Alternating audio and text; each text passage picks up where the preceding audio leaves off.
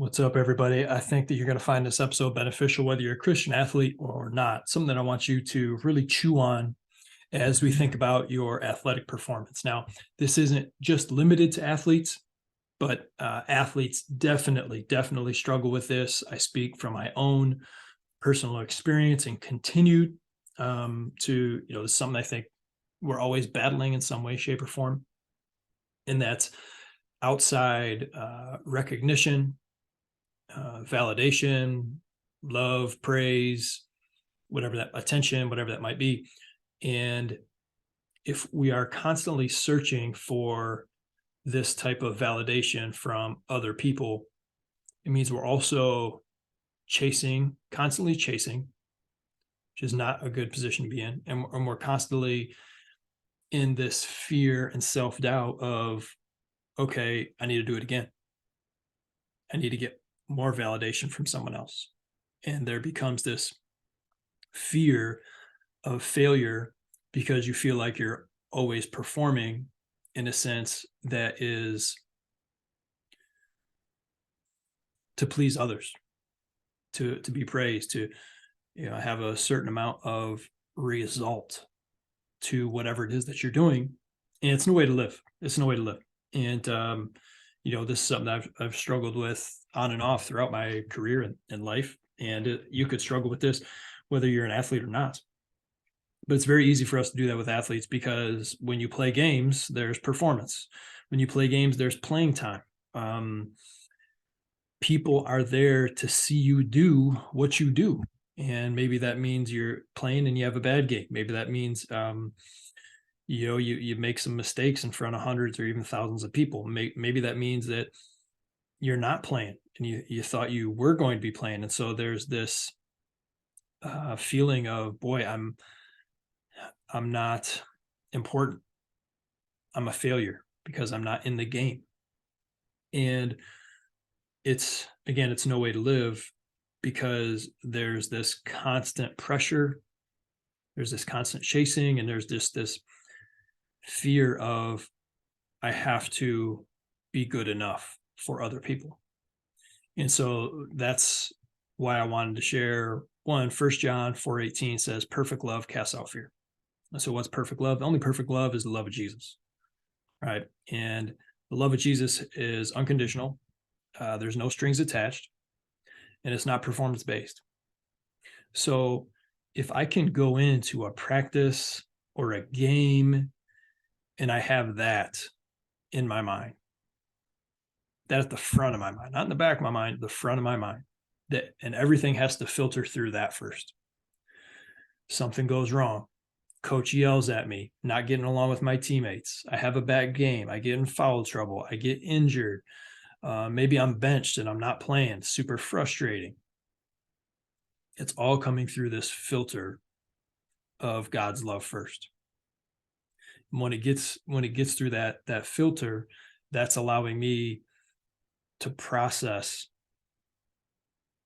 and get into much more of a healthy mental state of, it's just control the controllables. All those things I was worried about before, as far as external validation, results, praise, and approval from other people, those things don't matter anymore.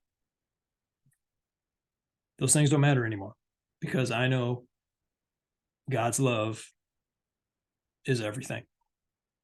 And how we play, even how our basketball career unfolds, pales in comparison to the big picture of life and eternity. And so as I finish this out, I want this to give you a crazy amount of drive and confidence and belief to go out there and to do your very, very best. We just talk about controlling the controllables. There's many things in life you can't control. There's some things in life that you can. And we talk about attitude, energy, effort. And there's a lot of things that are coming into our mind that we didn't necessarily choose to be in there, but they're coming at us, right? Society, media, all these things, boom, boom, boom, boom, boom.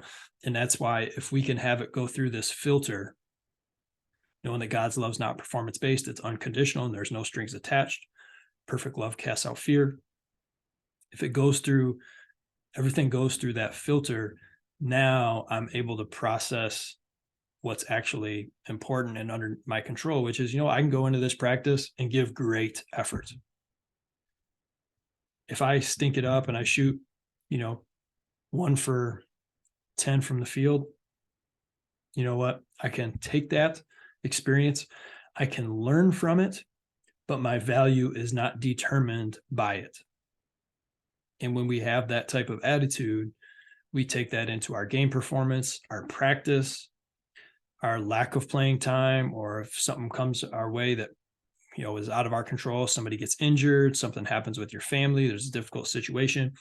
If we can take all of those things into account through the most important filter, which is God first and his love for us, it makes it much easier for us to go forward with our day, with our practices, with our attention to detail, with our attitude, with our energy, with our efforts, knowing that, hey, man, I can go out there, I can give my very, very best. And why wouldn't I? Because I want to be the best that I can be. And I'm going to have the best attitude that I can about it, regardless of the circumstances, which is mental toughness in a nutshell, right? Can you give your very best with a great attitude, regardless of the circumstance? That's mental toughness.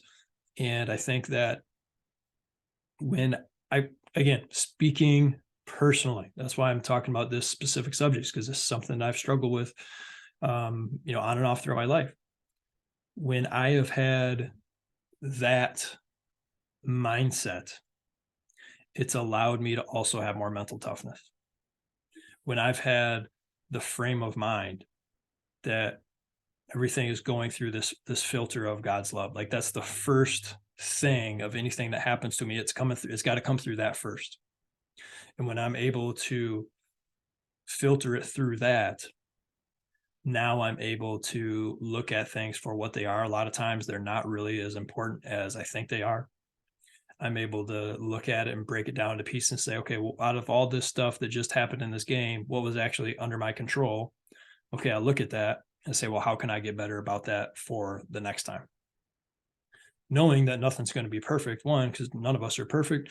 And then two, there's always outside situations and experiences that are going to happen that you don't have control over anyway.